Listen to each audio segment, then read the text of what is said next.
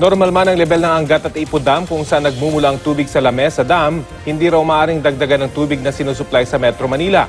Aminado rin ng MWSS na walang na-develop na bagong water source sa loob ng 5 dekada. Balita hatid ni Bernadette Reyes.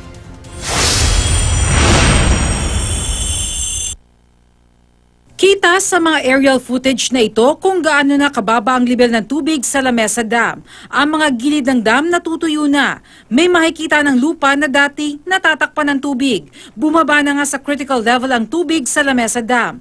Malayong-malayo ang itsura ng Lamesa Dam kapag mataas ang tubig at malayo sa critical level. Dahil yan sa kawalan ng ulan nitong mga nakaraang buwan. Sabi ng Pag-asa, may mga araw din na sobrang init kaya mas mabilis mag-evaporate ang tubig. Nakadagdag din daw sa kakulangan ng supply ang sabay-sabay na pag-iipon ng tubig noong mga nakaraang araw. Yung sa pag-ulan po nung last month of 2018, hindi na po bumabaksak sa lamesa. Yung Angat po, pag tinaasan po yung water supply sa Metro Manila, ang consequence po siguro mas mabilis yung pag-awas ng tubig sa water level ng Angat. Expect po natin, imbis na mapaabot buong summer yung ating water supply, baka mabawas po.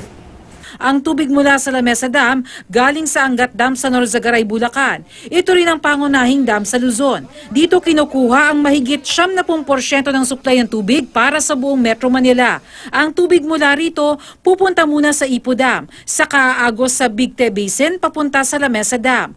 Sunod itong didiretso sa mga water treatment facility para linisin. Sa Lamesa Water Treatment Facility mapupunta ang 60% ng tubig mula sa Angat.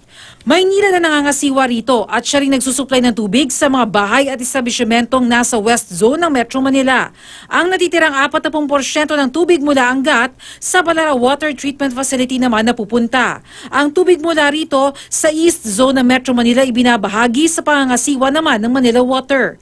Sa ngayon, may kakulangan sa supply ng tubig sa Metro Manila.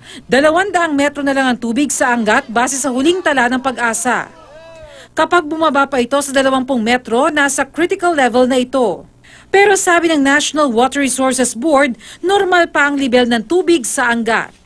Gayon din sa Ipo Dam. Ang problema daw, ang pipe mula Ipo papuntang Lamesa Dam. Baka hindi raw nito kayanin kung daragdagan ng tubig na isusupply sa Maynila.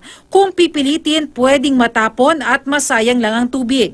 May kapasidad din kasi yung mga sistema ng Ipo plastic conveyance para makatanggap ng tubig. Kasi kung magdagdag ka ng alokasyon, tapos yung kapasidad ng mga dams mo hindi rin kaya, baka umapaw lang at mag-spill din lang yan. Ang malaking problema ayon sa MWSS, sa loob ng 50 taon, walang na-develop na water source at umasa lang talaga sa Angat Dam. Walang planning na eventually ganito ang requirement. For the past 50 years, walang na-develop na water source.